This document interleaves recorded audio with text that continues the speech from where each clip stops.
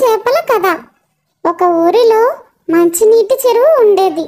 దానిలో కొన్ని చేపలు ఉండేవి. వాటిలో 3 చేపలు చాలా స్నేహంగా ఉండేవి. అవి సుమతి, కాలమతి, మందమతి. అవి పేరుకు తగినట్లు వాటి ఆలోచనలు కూడా అలాగే ఉండేవి. ఈ చేపలు చెరువులో ఈదుకుంటూ హాయిగా ఉండేవి.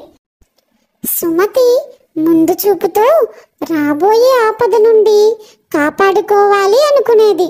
కాలమతి ఏదైనా ఆపద వచ్చినప్పుడు ఆలోచించేది. మందమతి పేరుకు తగినట్లే ఏమీ ఆలోచించకుండా కాలం గడిపేది. ఇది ఇలా ఉండగా ఒక వేసవి కాలంలో ఎండలు ఎక్కువ అయ్యాయి. ఎండల తీవ్రత చెరువులోని నీరు మొత్తం ఆవిరి అయ్యేలా చేస్తుంది. రాబోయే విపత్కర పరిస్థితులను ముందుగా పగట్టిన సుమతి తన మిత్రులైన కాలమతి, మందమతి వద్దకు వెళ్ళి, మిత్రులారా, ఈసారి ఎండలు చాలా ఎక్కువగా ఉన్నాయి. ఈ ఎండలకు చెరువులోని నీరు మొత్తం తగ్గిపోయే ప్రమాదం ఉంది. కాబట్టి ముందుగానే మనం ఈ చెరువును విడిచి ఊరి చివరలో ఉన్న పెద్ద చెరువులోకి వెళదాము. లేకపోతే జాలార్లు మనలను పట్టుకుపోవడానికి వస్తారు అని అంది. వారికి మనం సులభంగా దొరికే అవకాశం ఉంది అని చెప్పింది సుమతి. సుమతి మాటలకు కాలమతి, మందమతి హేళనగా నవ్వారు.